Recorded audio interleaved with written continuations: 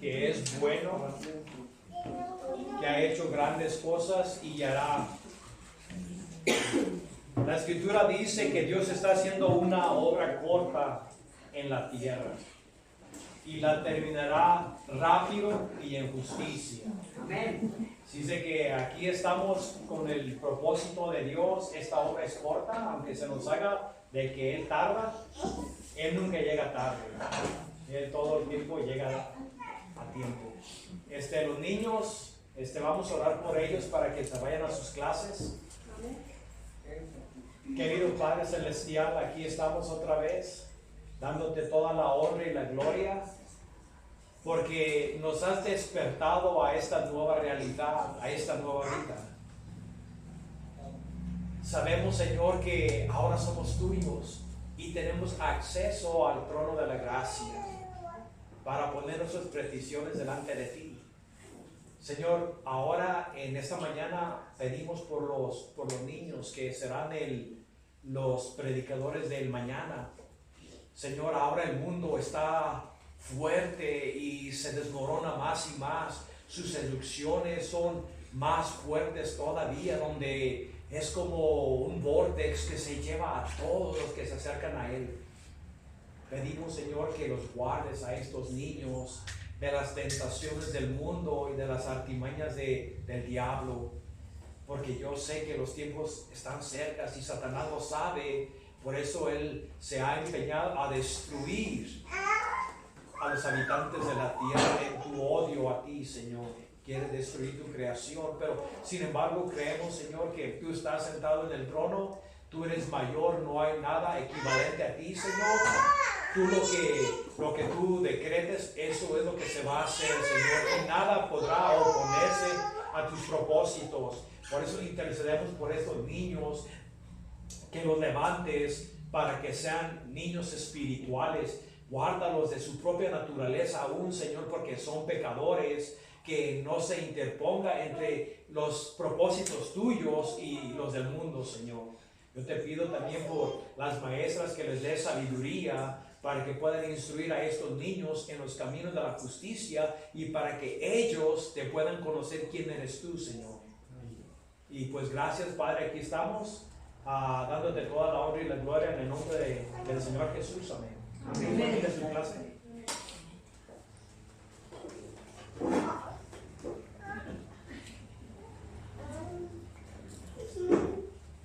Era mucho ruido.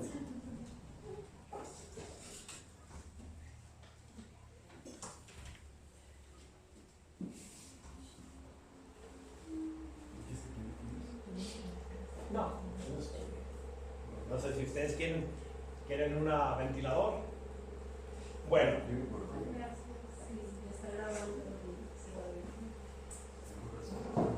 No, si no, déjame. Este chiquito, nomás que ocupo darle cuerda.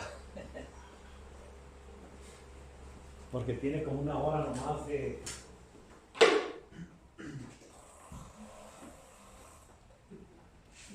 Ahí está. Como los carros viejos.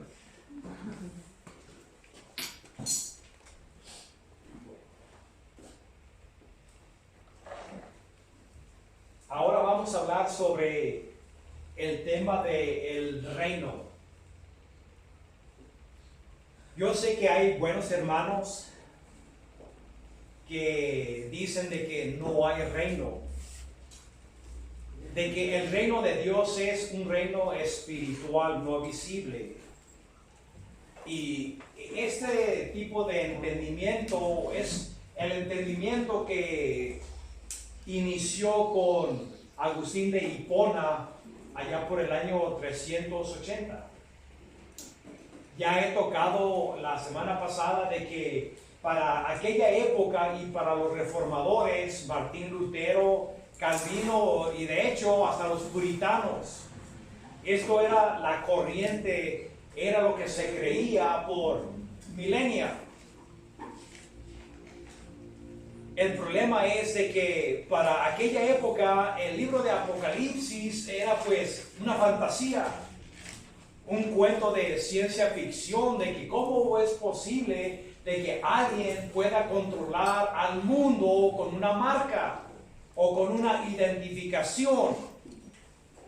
Así es de que ellos razonaban de que no, esto no puede ser literal. Tiene que haber algún mensaje escondido, apócrifo, en este libro del Apocalipsis, porque es imposible. Especialmente cuando la gente no salía ni de su pueblo, mucho menos conocer el mundo, que tenías que viajar meses y meses y meses en un barco para ir a otro destino. Mucha gente nacía en un pueblo y se moría en el pueblo, nunca salía de allí. Así es de que para que ellos se les hacía muy difícil entender este libro. De hecho, en el libro de Daniel, ya he dicho que cuando Daniel le preguntó al ángel sobre estas cosas, en el capítulo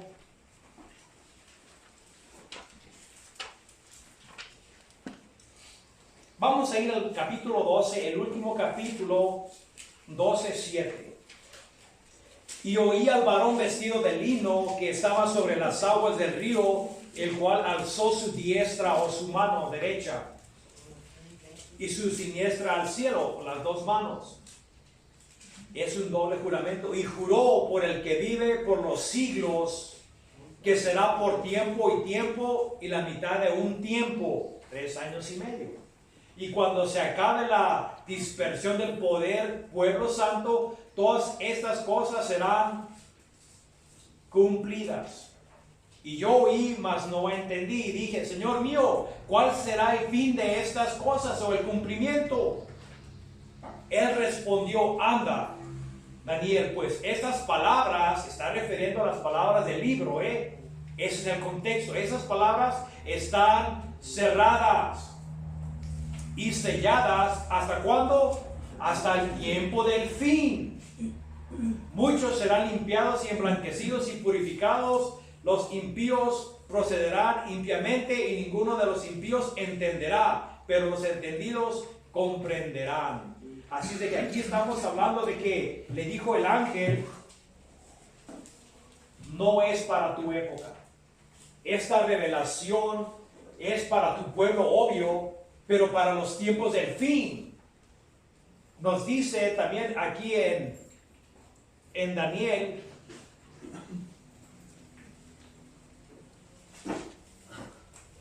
ahorita se los enseño.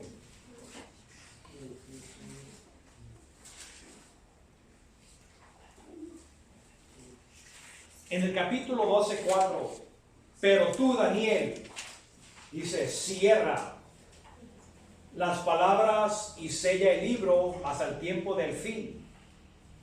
Y muchos correrán de aquí y para allá, y el conocimiento se incrementará. Ahora, estamos hablando del contexto del libro.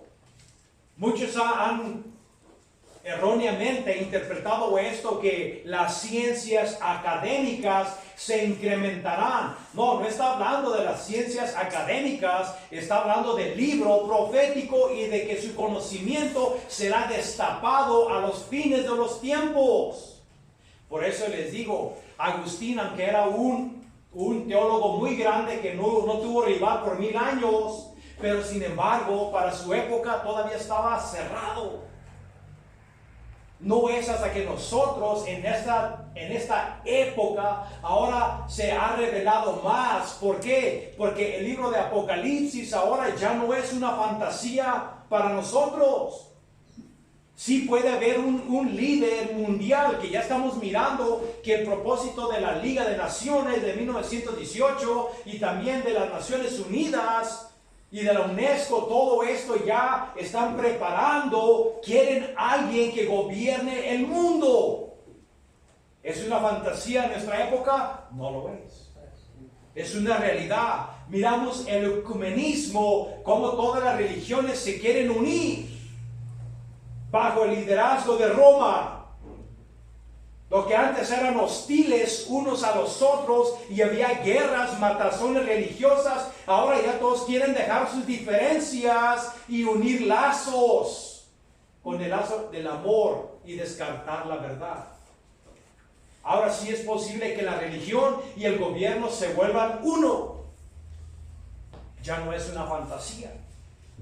Ahora podemos mirar eso en nuestros propios tiempos, que con la información, con los satélites, con las computadoras, con los celulares, que son un precursor del control mundial. Ustedes saben que todos sus datos, cuando agarran un celular, tienen que dar sus datos.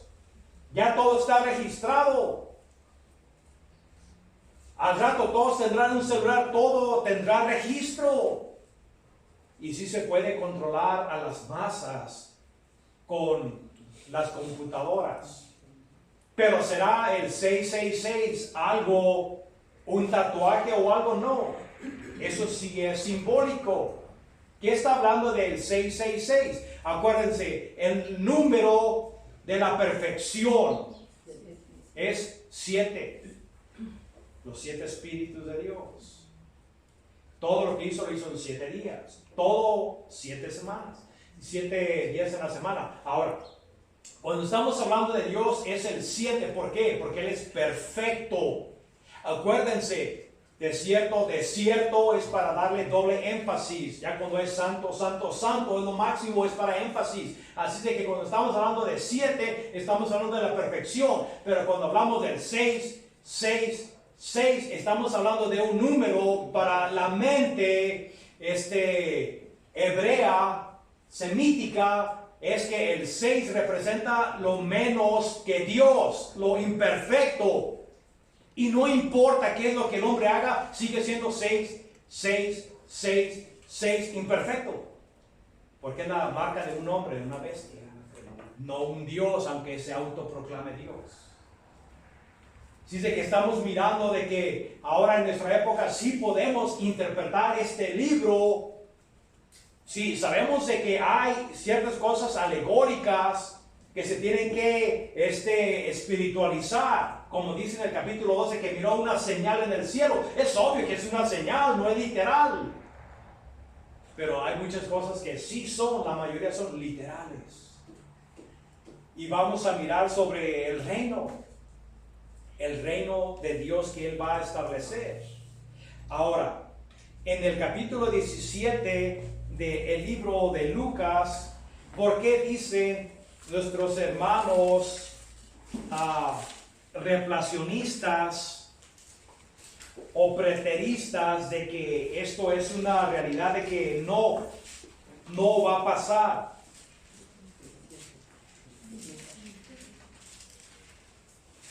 Capítulo 17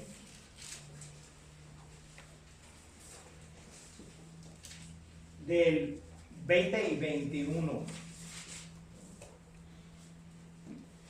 Y eso es una pregunta que los fariseos le hicieron a Jesús, preguntando por los fariseos, ¿cuándo había de venir el reino de Dios? Le respondió y dijo, el reino de Dios no vendrá con advertencia o con vista, ni dirán, helo aquí o helo allí, porque el reino de Dios está entre vosotros. Y ahí dicen, bueno, ya ves, aquí dice que no viene con observancia natural, con los ojos. No.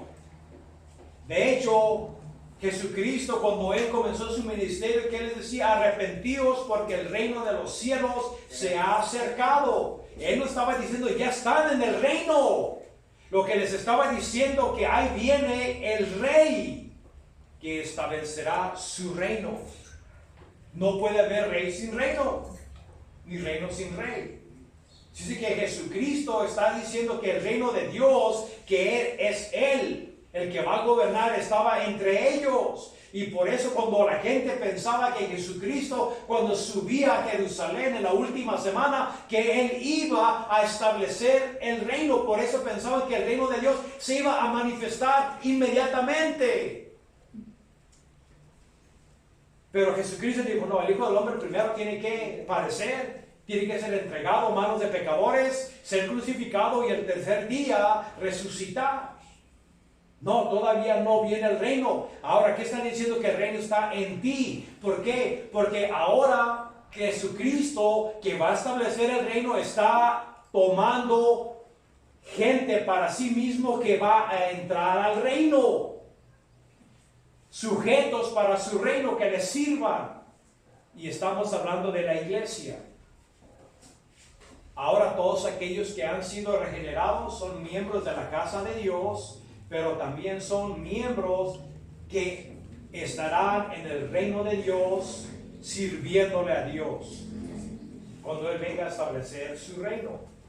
Ahora, fíjense, aquí en Mateo 19, versículo 28,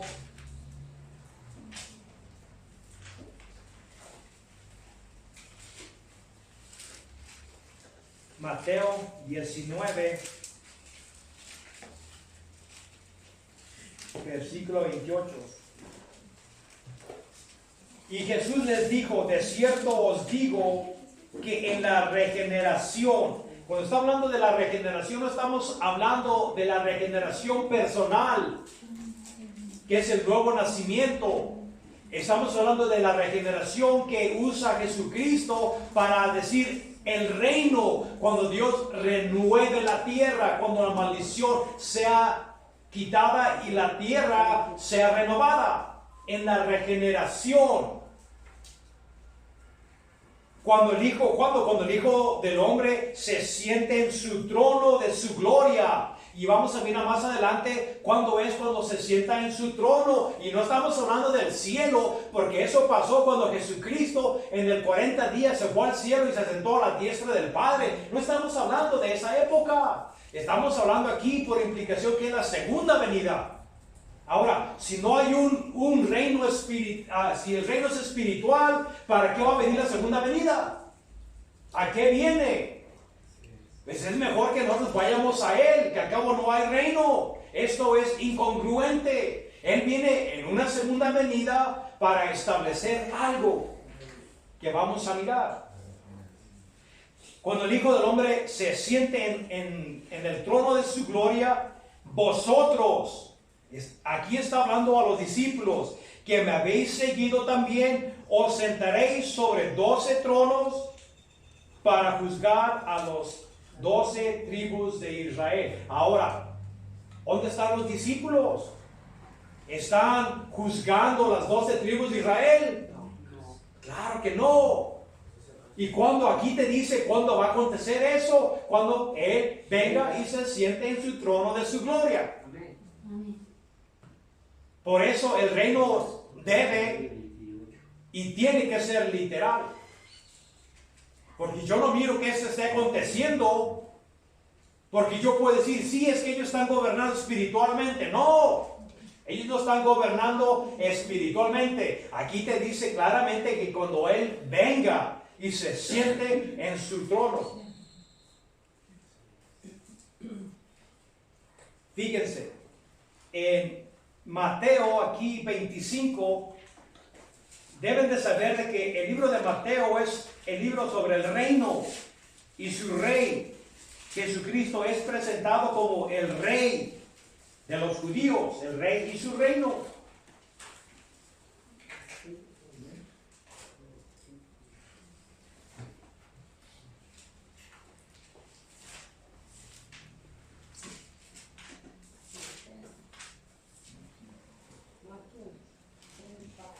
Ahora, en Mateo 25:31, y estamos hablando de la segunda venida, cuando el Hijo del Hombre venga en su gloria otra vez, y vendrán, fíjense, y todos sus santos ángeles con Él, y se sentará en su trono. Dice que aquí estamos hablando de algo futurístico, no ha pasado todavía, en el trono de su gloria. Dice, y todas las naciones serán juntadas delante de Él, y Él separará a ellos de uno al otro, como un pastor divide los cabritos o las ovejas de los cabritos. Y pondrá a las ovejas en su derecha, en su mano derecha, y a los cabritos en su izquierda. Y el rey les dirá a aquellos de su derecha, que dice, vengan, ¿A dónde van a ir? Si el reino es espiritual, venga, benditos de mi Padre, que dice, hereden el reino. ¿Cuándo es? Cuando venga. ¿No es ahorita? No. No, es que está diciendo claramente la fecha, es que cuando Él venga y se siente en el trono de su gloria y venga a establecer o el juicio de las naciones. No estamos mirando eso ahora. ¿Para qué les va a decir eso? Si como muchos dicen, ya estamos en el reino. Esto es incongruente, no estamos en el reino. Ahora estamos siendo sacados de este mundo para heredar un reino. Pero todavía ese reino no viene. Ese reino será establecido cuando Jesucristo venga en su gloria.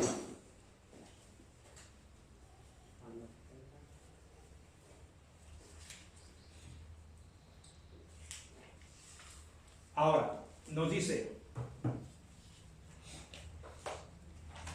entonces los justos le responderán diciendo, Señor, ¿cuándo te vimos hambriento y te sustentamos, o sediento y te dimos de beber? Y cuando te vimos forastero y te vimos y te reconocimos, o desnudo y te cubrimos? ¿Y cuando te vimos enfermo en la cárcel y venimos a ti? Respondiendo el rey les dirá, de cierto os digo que en cuanto hicisteis a uno de estos mis hermanos, ahorita les digo el contexto, más pequeños, a mí me lo hicisteis. Entonces dirá también a los de su izquierda, apartaos de mí, malditos, al fuego eterno preparado para el diablo y sus ángeles. Porque tuve hambre y no me disteis de comer, tuve sed y no me disteis de beber, fui forastero y no me recogisteis, estuve desnudo y no me cubristeis, enfermo y en la cárcel y no me vestisteis. Entonces también ellos le responderán diciendo, Señor, ¿cuándo te vimos hambriento, sediento, forastero, desnudo, enfermo o en la cárcel y no te servimos? Entonces le responderá diciendo, de cierto os digo que cuando no lo hiciste a uno de estos más pequeños, tampoco a mí me lo hiciste, e irán estos al castigo eterno y los justos a la vida eterna. Aquí estamos hablando del tiempo de la tribulación, es el contexto de que va a haber un tercio de los judíos van a ser preservados. Dios los protegerá. Pero aquí estamos hablando no al juicio de los judíos, sino al juicio de las naciones, que de acuerdo a su trato de su pueblo se manifestará si eran verdaderos creyentes o no eran creyentes. Déjenme les digo un ejemplo. Había muchos alemanes y también holandeses que creían en Dios y que escondían a los judíos aún en el peligro de su propia vida, porque si te descubrían, aunque fueras alemán, te mataban por ser traidor. Así es de que ellos protegían porque ellos creían en la palabra de Dios, les vestían, les daban escondite, les daban agua, les daban todo. ¿Y qué manifestaba esto? ¿Por qué lo hicieron? Porque creían en las promesas de Dios. Y así también va a haber una generación en el Apocalipsis donde va a haber muchos gentiles que sí van a creer y van a proteger y asistir a la persecución de los judíos. Eso se refiere. Dice que aquí Cristo en la segunda venida, Él viene a saldar cuentas con los gentiles y cómo ellos trataron a su pueblo, y se manifestará en realidad si eran creyentes o no eran creyentes. Ese es el contexto, hermano, no es para la época de la iglesia. Tenemos que hacer una diferencia aquí. Ahora, ¿cuáles serán las responsabilidades de los ciudadanos del reino? En Lucas 19,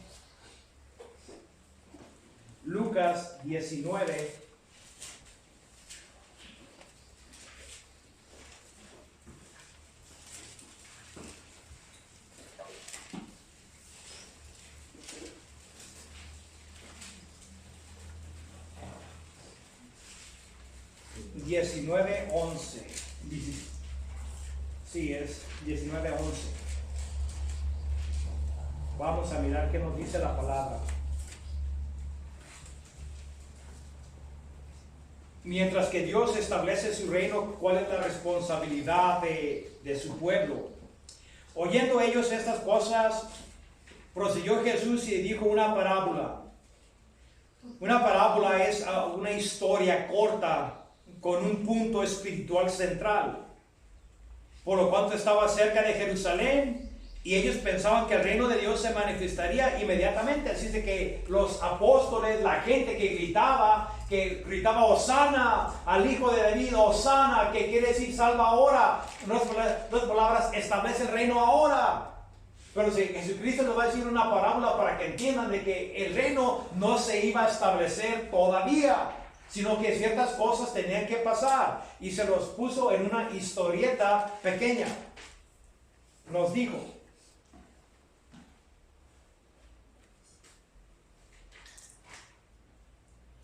dice, un hombre noble se fue a un país lejano. Y aquí estamos hablando de que ese Jesucristo es ese hombre noble que se fue al cielo, a un país lejano, para recibir un reino y volver. Ahora, si ya recibió el reino, fue al cielo y en el momento decretado por el Padre recibirá su reino y vendrá a establecerlo. Pero él primero se fue con el Padre para recibir un reino. Así es de que todavía no está establecido. Y llamando a 10 siervos suyos, les dio 10 minas y les dijo: negociad entre tanto que vengo. Mientras que yo me vaya a recibir mi reino, quiero que ustedes hagan negocio. Pero no se refiere, ahorita les digo, no se refiere con el dinero, Pero sus ciudadanos le aborrecían y enviaron tras él una embajada diciendo: no queremos que este reine sobre nosotros. Y se refiere a los judíos, que no querían que gobernara sobre ellos. Aconteció que, vuelto él, después de recibir el reino, mandó llamar ante él a aquellos siervos a los cuales habían dado el dinero. Acuérdense, eran 10 siervos, 10 minas, que quiere decir que es una mina por cada persona. Una mina es el salario de 3 meses, para saber lo que había negociado cada uno.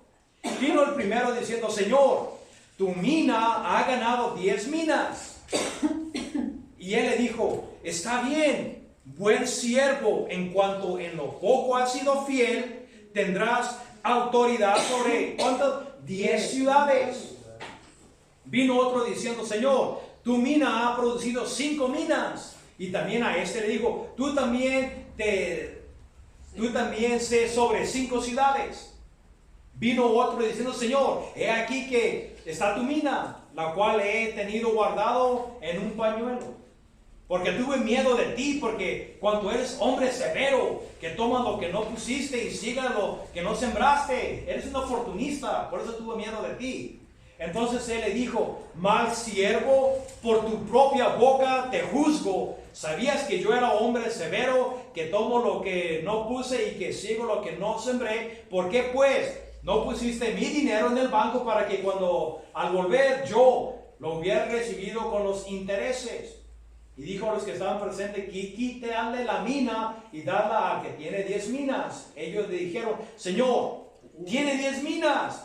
Pero yo os digo que todo el que tiene se le dará, mas el que no tiene, a uno que tiene se le quitará. Y aquellos enemigos que no querían que yo reinase sobre ellos, tráelos acá y decapitalos delante de mí. Se refería al pueblo judío, pero ahora a la iglesia. ¿Cuál es el comportamiento, nuestro deber, mientras que Jesús inaugura o establece su reino? Él no nos ha dado dinero. ¿No te has fijado que cuando fuiste regenerado, Dios no te dio una cuenta de banco? No está hablando al dinero. Está hablando sobre la responsabilidad delegada por Dios hacia nosotros. Y es lo que la gente tiene que darse cuenta, porque yo miro que hay gente que no le sirve a Dios.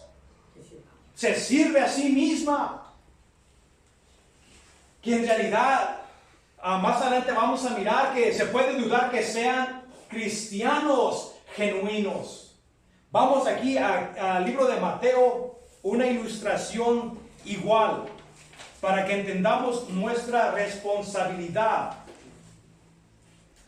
Mateo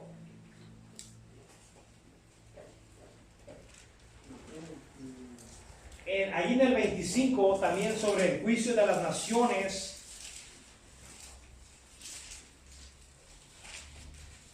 Y casi es igual. 25:14 dice, porque el reino de Dios es como un hombre, ya no es como un noble, pero es igual, como un hombre que yéndose lejos, llamó a sus siervos y le entregó sus bienes. Y se refería en el contexto a los discípulos. Y a uno dio 5 talentos, a otro 2 y a otros 1. Allá eran 10 minas. Así que aquí estamos hablando de talentos. Un talento es 10,000 días de trabajo, que es una suma muy alta. Un talento de oro son 10,000 días de trabajo. Y a otro 2 y a otro 1. A cada uno conforme a su capacidad, y luego se fue lejos. Y el que había recibido 5 talentos fue y negoció con ellos y ganó otros 5 talentos. Asimismo, el que había recibido 2 ganó también otros 2. Pero el que había recibido 1 fue y cavó en la tierra, igual que aquel que lo escondió en un pañuelo y escondió el dinero de su señor. Después de mucho tiempo vino el señor de aquellos siervos y arregló cuentas con ellos. Tú sabes que un día Dios va a ajustar cuentas contigo. Yo sé que la gente que se denomina cristiana ha sido intoxicada, que vive una embriaguez mundana, donde piensan que las cosas continuarán igual y que Dios no reclamará. Sabes que estás lejos de la realidad. Aquí Dios dice que un día tu Señor, que tú vayas a Él o Él venga a ti, va a ajustar cuentas contigo. Eso es la palabra de Dios.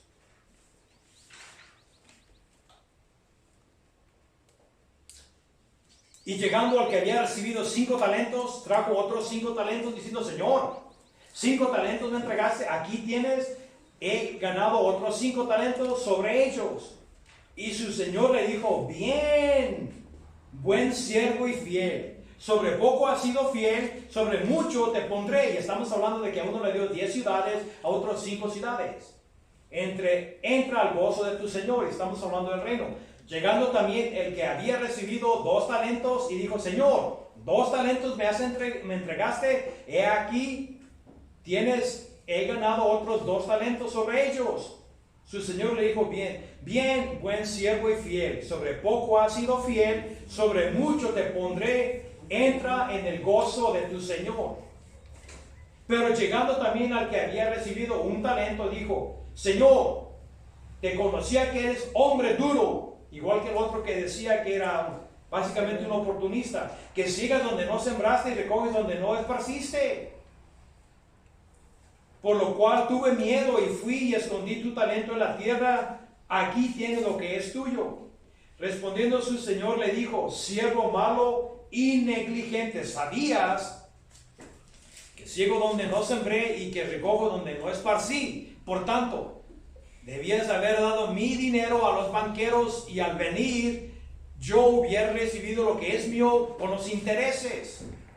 Quitadle pues el talento y dadle al que tiene 10 talentos, porque el que tiene le será dado y tendrá más, y el que no tiene aún lo que tiene le será quitado. Y fíjate lo que le pasó a este siervo.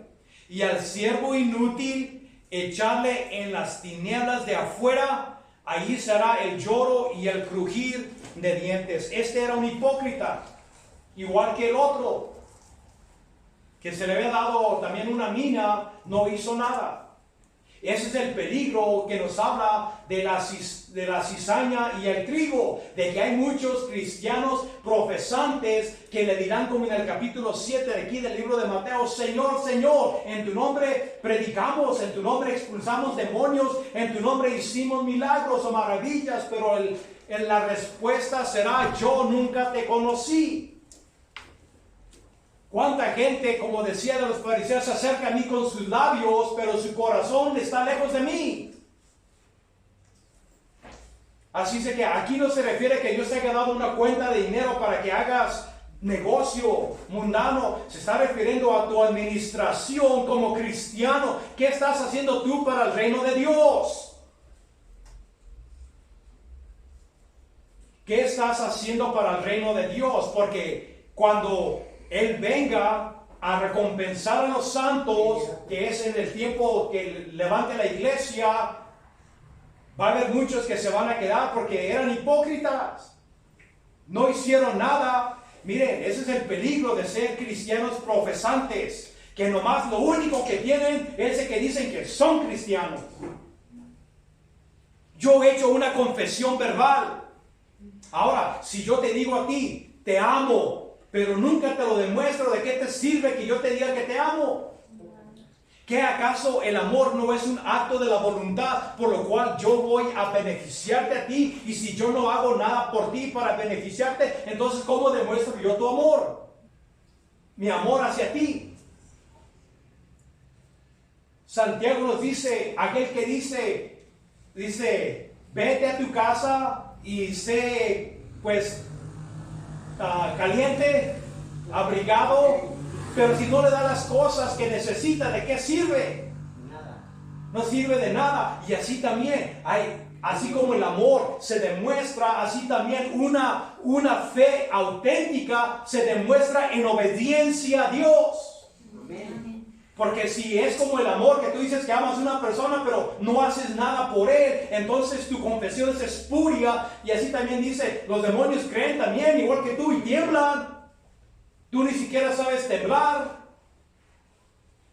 Oh hombre necio que dice que la fe sin obras está muerta, y hay muchos que no tienen nada de obras. La única obra que dicen es que tienen el título de ser cristianos, pero no se encuentran en ningún lugar haciendo la voluntad de Dios. No hay una búsqueda, no hay un énfasis como estos que andaban para allá y para acá para ganar otra mina o para ganar otro talento. Están como aquellos que se les llamó el banquete y dijeron, no, es que me acabo de casar, no puedo ir. Y a otros, no, es que acabo de comprar un terreno y tengo que ir a mirarlo, excúsenme por favor. Y a otros, he comprado una yunta, tengo que ir a calarlos, excúsenme por favor. ¿Y cuántos aquellos que dicen que son cristianos están llenos de excusas por lo cual no quieren servir a Dios? Es el tiempo de la oración. Oh, es que yo tengo que hacer esto, tengo que ir allá. Retenido en su mundo, mientras que el reino de Dios es hecho a un lado. La Escritura te dice que primero busques el reino de Dios y su justicia, no lo tuyo. Tú no puedes, si no estás haciendo la voluntad de Dios, tú no puedes orar al Padre Nuestro. Porque Él dice, hágase tu voluntad en la tierra como en el cielo. Y si no estás haciendo la voluntad del Padre, ¿para qué oras esa oración? No te sirve de nada.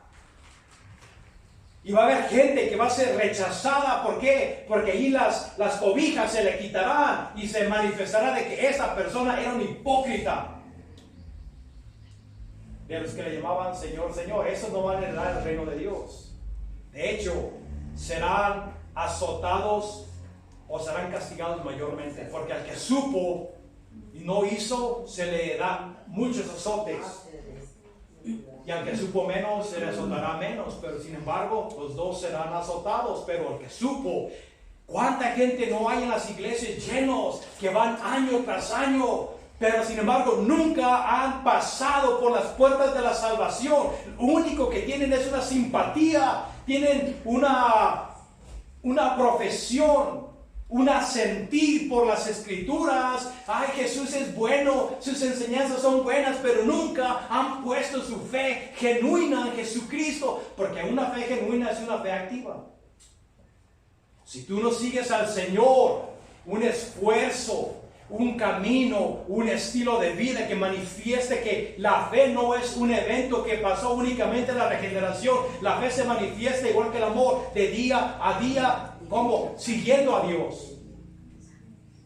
¿Dónde te encuentras tú? Porque ahí viene mucha gente que en realidad está mirándose al techo, está en el celular, están haciendo tantas cosas, pero su corazón no está involucrado en las cosas de Dios. Están en peligro de irse al lago de fuego y no se dan cuenta. Ustedes piensan que todos aquí son creyentes. Si así piensan, Satanás los ha engañado. No todos son creyentes. La escritura dice claramente que debe haber cizaña y debe haber trigo. Los discípulos decían sobre el traidor, ¿seré yo? Todos decían, ¿seré yo el que traicionará al maestro? Acuérdense, nadie detectó a Judas. Él parecía auténtico, él anduvo en el ministerio de los 70. Él anduvo desde que comenzó el ministerio hasta que terminó el ministerio, él estuvo allí. Él miró los milagros, él miró las parábolas, las enseñanzas, él miró todo lo que los otros miraron, pero sin embargo, ¿saben qué? Él no conocía a Dios. Pero tenía el ministerio del dinero, pues era un ladrón, pero no conoció a Dios. Ahora, no es de que tú digas que conozcas a Dios, Dios te conoce a ti. Dios te ha aceptado. Él ha mirado que tu fe es genuina, porque si no estarás en peligro de ser repudiado. Uno tiene que examinarse. Hay duras enseñanzas en las escrituras, pero es para nuestra amonestación. Pero una cosa sí les digo, que yo he estado analizando. Aquellos que no conocen a Dios, diga lo que les digas, amenácenos cuando los amenazas, espántalos cuanto mucho quieras espantarlos, no se espantarán. Nos dice Judas que serán como nubes prometedoras que traen agua, pero no traen ya agua. Son manchas en vuestras mesas, porque nunca han sido regenerados. Y eso es la condición del ser humano, de que no evalúa su condición. Pablo le decía a los corintios, examínense. Examínense para ver si están en la fe. ¿No sabéis que Cristo está en vosotros? O a menos de que estéis descalificados. Dice que esta gente no entrará en el reino de Dios. Va a haber gente que sí, de acuerdo a su capacidad, dotada por el Espíritu Santo, vivirán para Dios. Unos vivirán más, otros vivirán menos, pero vivirán. Pero aquellos que son hipócritas, pues obvio que profesarán todo lo que los otros profesan, pero ¿saben qué carecen?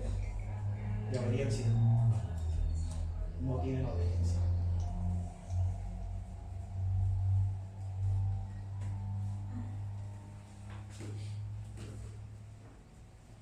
En Revelación 2:27 nos dice sobre aquellos creyentes genuinos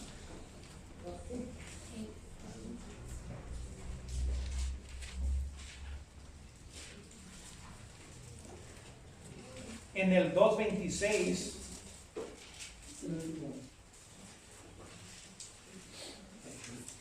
Esta es una promesa a la iglesia.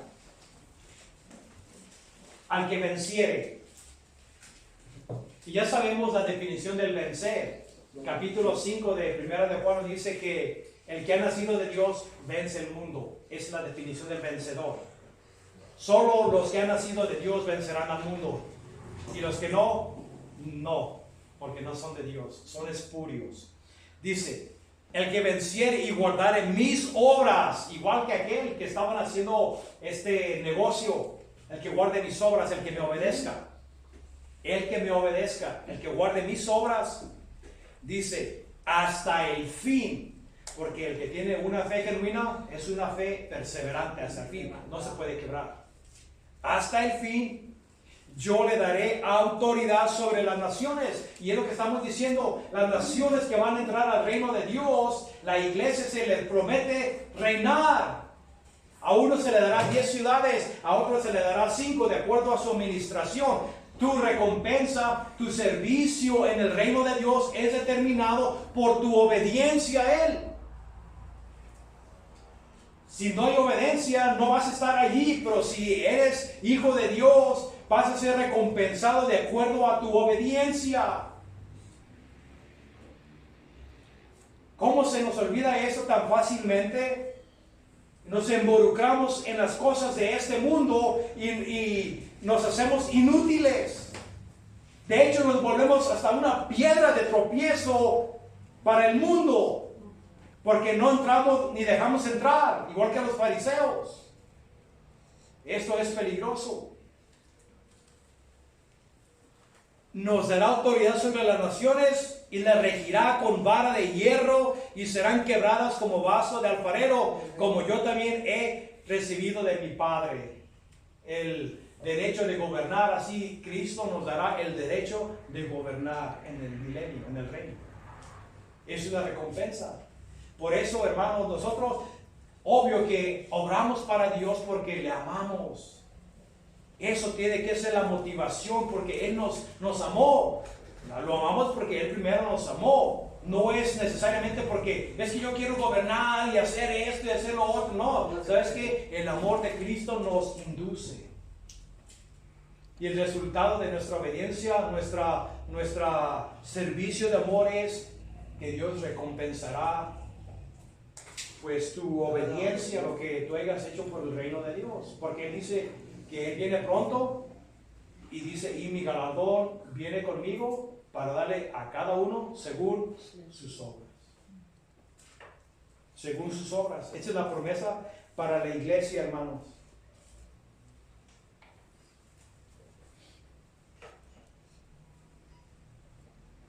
En Daniel 7 va a haber un día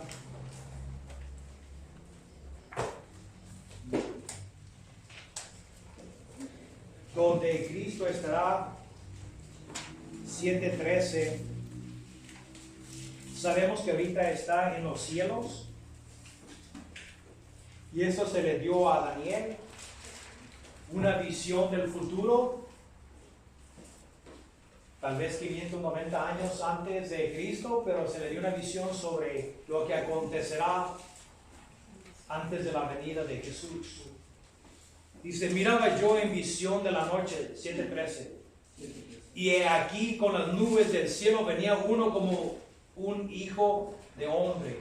Eso es un término semítico para decir un hombre, hijo de hombre, así se hablaba en aquella época.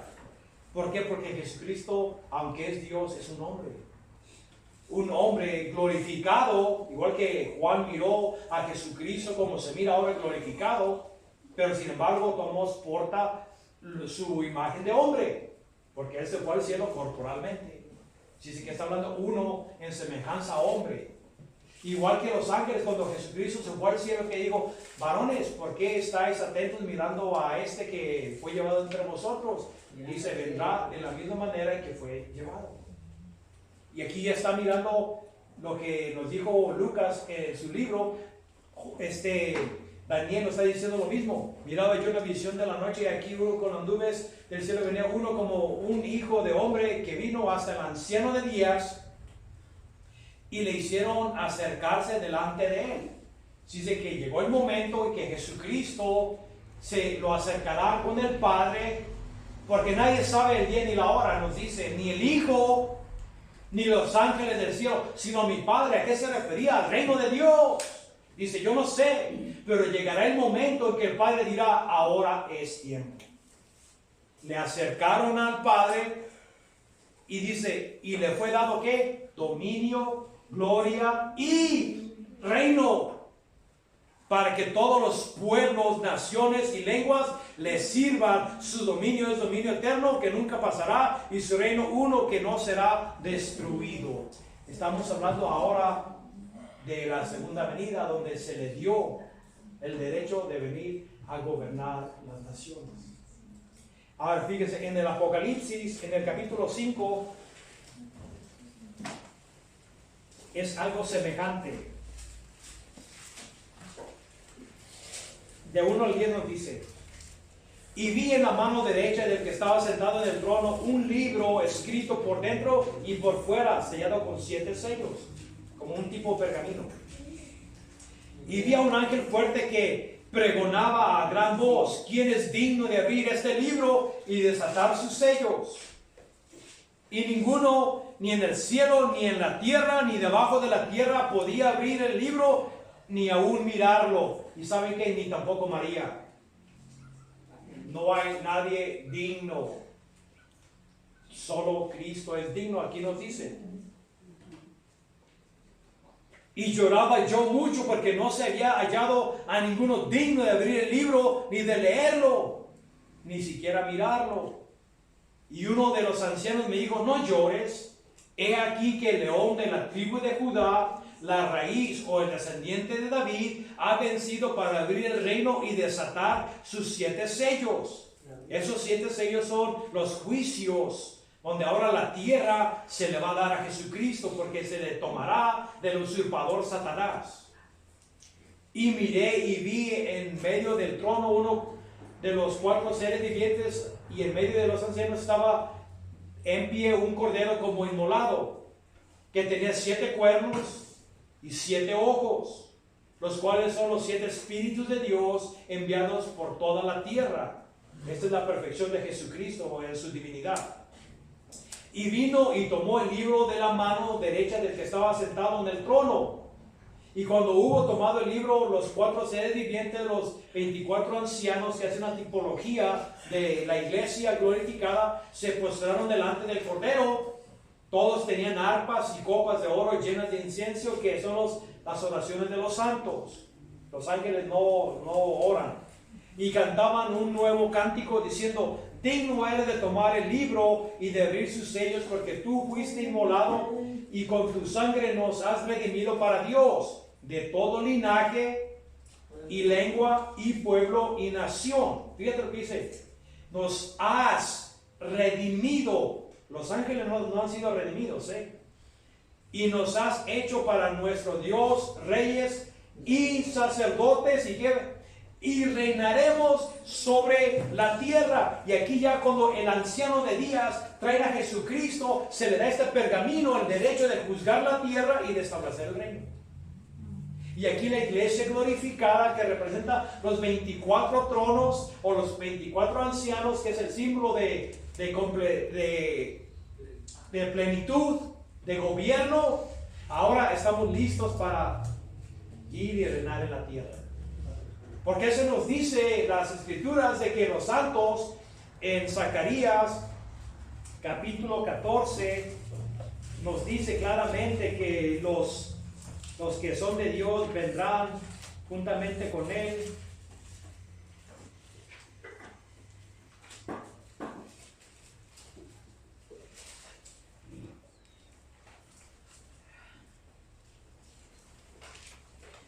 En el capítulo 14, 5, y huirán por las montañas y el valle, por las montañas y el valle que llegan hacia Azaal. Sí, ellos huirán, y huirán como el terremoto en los días de Usías, rey de Judá.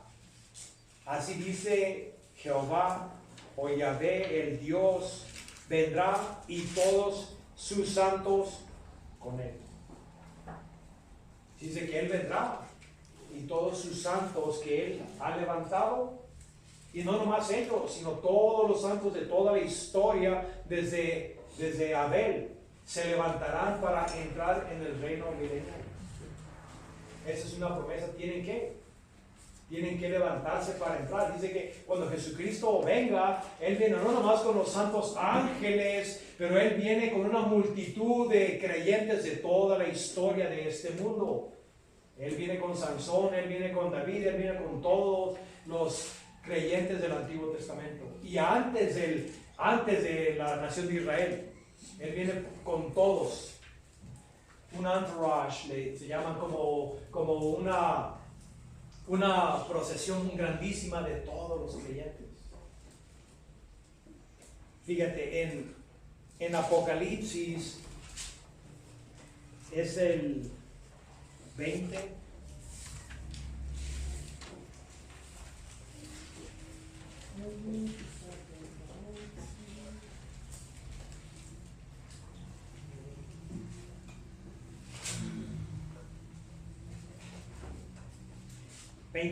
Dice, y vi tronos, y se sentaron sobre ellos los que recibieron facultad de juzgar, y vi las almas de los decapitados por causa del testimonio de Jesús y por la palabra de Dios, los que no habían adorado a la bestia ni a su imagen, y que no recibieron la marca en sus frentes ni en sus manos, y vivieron y reinaron con Cristo 1000 años. Si aquí estamos hablando del futuro del Apocalipsis, de aquellos que la bestia va a matar, y dice, y vivieron y reinaron por 1000 años, entonces, ¿cómo es el que estamos en el reino ahora?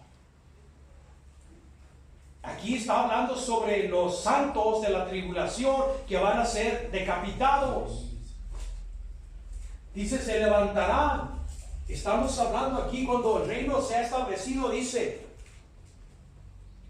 que no habían adorado a la bestia ni a su imagen, y que no recibieron la marca en sus frentes ni en sus manos, y vivieron, que eso se refiere a la resurrección, y reinaron con Cristo 1000 años.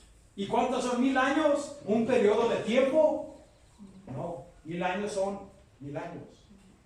No es que Pedro dice que un día es como 1000 años y 1000 años como un día. No, ahí sí está hablando en hipérbole, está exagerando para hacer un punto de que Jesucristo no está apurado, Él tiene los tiempos. Pero aquí cuando te dice 1000 años son 1000 años.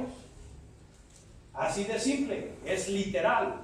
Y fíjate lo que dice. Pero los otros muertos, o los que no fueron creyentes, no volvieron a vivir hasta que se cumplieron, ¿qué? Los 1000 años, que es la primera resurrección. Y fíjate que dice, bienaventurado y santo el que tiene parte en la primera resurrección. La segunda muerte no tiene potestad sobre ellos, sino que serán sacerdotes de Dios, igual que los ancianos dijeron en el cielo, y de Cristo, y reinarán con Él 1000 años. Todos los no nomás el tiempo de la iglesia, sino todos los creyentes de toda la historia se tendrán que levantar de sus tumbas. Ahora, miren, aquí cuando estamos hablando de levantamiento, estamos hablando de la iglesia solamente.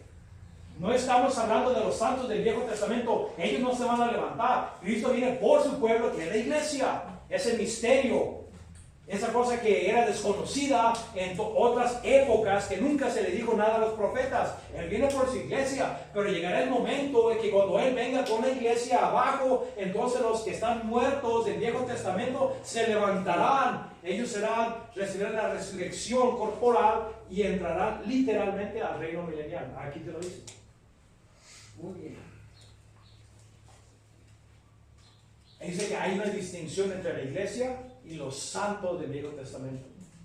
Pero a eso sí, todos los creyentes de toda la historia, desde la fundación del mundo, tienen que levantarse para heredar el reino. Todos. Y esa era la esperanza de aún de Job en su discurso. Yo sé que mi Redentor vive y al final se parará en la tierra. ¿Quién le dijo a él? Si él es, tal vez este libro es más antiguo que todos los otros libros, si era en los tiempos de Abraham o antes que Abraham, ¿quién le dijo a él? Porque eso ya se conocía desde la antigüedad. Aunque era revelación oral de generación a generación, de todos modos ellos sabían de que Cristo, Dios, un día vendría a establecer orden y justicia.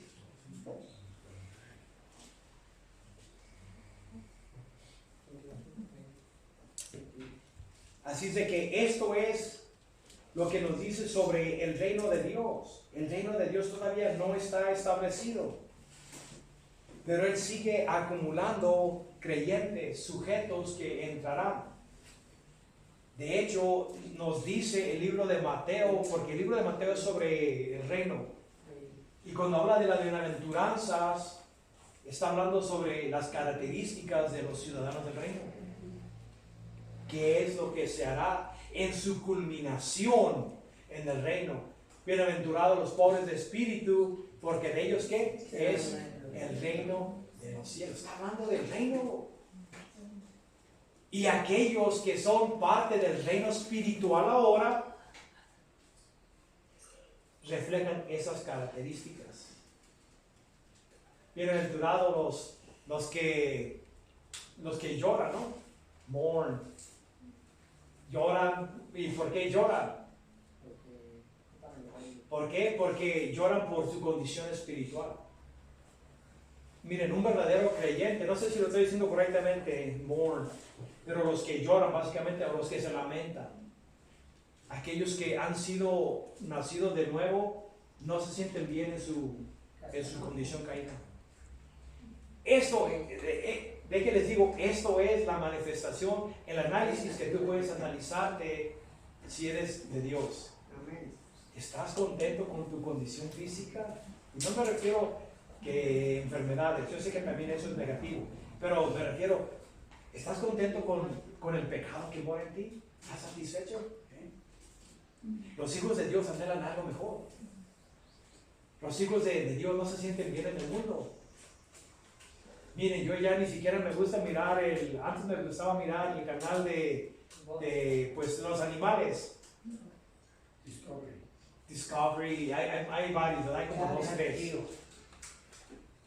Para mí antes era normal, me gustaba, algo alternativo, pero ahora yo puedo mirar y discernir, ¿sabes? Que estos animales se comen uno al otro. Se están destruyendo. Y ya no puedo soportar eso. ¿Por qué? Mi corazón repela eso porque yo sé que está fuera de orden. No es natural que un león se coma a una cebra. O que un cocodrilo se coma a una cebra. No es natural. Eso está fuera de orden. Y también eso ya me molesta. Me molesta todo lo que el mundo y sus atracciones me molesta. Yo ya no quiero estar aquí. Amén. Yo miro todas las seducciones del mundo, es una trampa.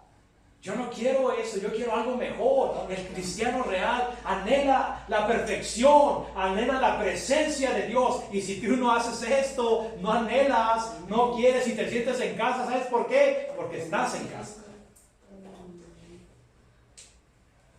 Estás en casa. Los verdaderos creyentes sabemos que somos peregrinos. Y que la muerte para nosotros es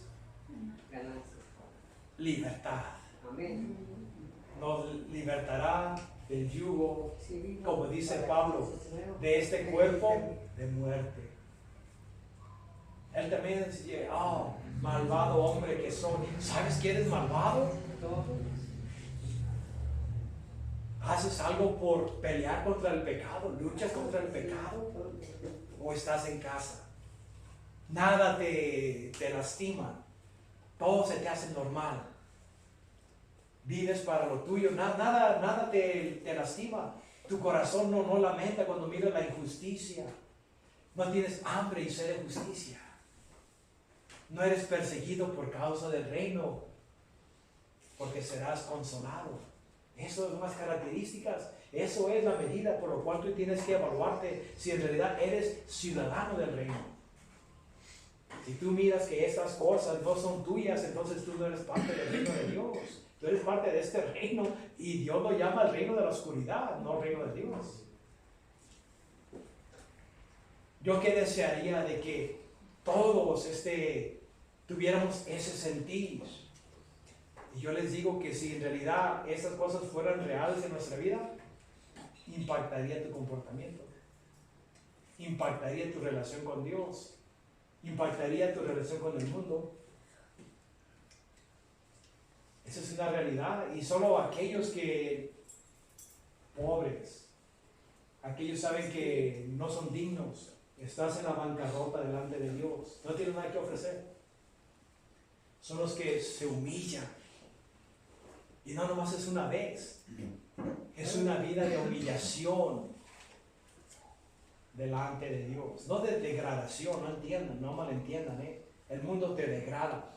Cuando tú te humillas delante de Dios, Dios que dice que te exalta. Porque eso es en realidad lo que Dios busca de nosotros, la humildad, la humillación. Que entendamos quién somos nosotros, quién es Él, su plan redentivo y su culminación. Que un día, hermanos, quiero que sepan una cosa. El propósito de la creación de Dios no es para la cruz. El propósito, ese es el método. Ese es lo cual Él ha diseñado, pero el fin de la historia, la culminación de la creación de Dios, ¿saben qué es? El reino y su rey. Que el rey del cielo, el rey de gloria, establezca su reino. Eso es. Venga vuestro reino. Él nunca ni siquiera mencionó la cruz. Es el método, pero lo que él está pensando tenía en mente era el reino de Dios. Porque ahí Jesucristo será glorificado por quien es Él. Bueno, gloria a Dios, hermano. Ojalá que hayan entendido. No es muy difícil de entender, pero ahí viene un reino literal, milenial, donde habrá verdadera justicia. Ahora tenemos partidos comunistas, socialistas, tenemos según que demócratas, tenemos muchos tipos de partidos y filosofías, marxistas, leninistas, lo que ustedes quieran llamar, pero ¿saben qué? Nunca han traído paz a la tierra. El hombre se sigue odiando, se sigue matando, se sigue extorsionando, perjuriando unos a los otros. No puede haber paz. La palabra dice, no hay paz para el malvado. ¿Y ustedes piensan que nosotros como seres caídos podamos traer el reino de Dios? No. Solo el Rey de Gloria viene a establecerlo, porque Él sí puede. Amén. Pero porque Él viene con cetro de hierro. Porque Él no es como nosotros, corrompido, donde hacemos todo egoísticamente, ¿no? Él viene a establecer un reino de paz. Que más adelante vamos a tocar sobre eso, las características o lo que se hará en el reino de Dios. Y cómo gozará la humanidad redimida el beneficio que establecerá el reino de Dios. Bueno, vamos a orar. Gracias, Padre, por estas enseñanzas que nos llenas de esperanza, Padre. Tú dices que aquellos que tienen esta esperanza se consagran, se santifican, que se hacen como tú, porque quieren y anhelan ser como tú, Señor. Queremos ser revestidos de incorrupción, de inmortalidad, que este pecado muera, Señor, que sea deshecho porque lo odiamos. Sabemos que el pecado es malo, es destructivo, Señor. Por eso nada impuro, nada de lo que causa ofensa a tu naturaleza divina entrará en el reino de los cielos, y lo sabemos, Señor. Nosotros queremos ser revestidos de una perfección de Cristo completa, Señor. Donde ya no haya malos pensamientos, donde ya no haya desacuerdos, donde todo sea perfecto, Señor. Anhelamos eso, Padre, y mientras, Señor, indúcenos a nuestra voluntad, nuestro esfuerzo para servirte con toda diligencia, Padre, porque eso es nuestro deber y amor hacia ti, Señor. Enséñanos a esperar este reino con paciencia, Señor. Indúcenos, Padre, con lazos de amor. Ayúdanos, Padre. Y pues, Señor, si hay gente aquí que no te conoce, que es religiosa solamente y que ha sido engañada por el diablo, haciéndole pensar que es cristiano, pero que carece de fruto, es una higuera verde, prometedora, pero al análisis no tiene fruto, Señor. Aparentaba, pero no tiene fruto. Yo te pido, Señor, que con tu Espíritu Santo le des que se arrepienta de todo corazón y se vuelva a ti con todo su corazón, Señor. Que abandone al mundo, que se deje de amarse a sí mismo y que se arrepienta y se vuelva a tu sendero, a tus caminos de justicia, Señor. Que se vuelva y se una a tu pueblo, por lo cual nosotros aclamamos, Abba, Padre. Sí esperamos, Señor. Yo pido que se arrepientan para que el pecado, como dice Ezequiel, no sea su ruina. Sí, Padre.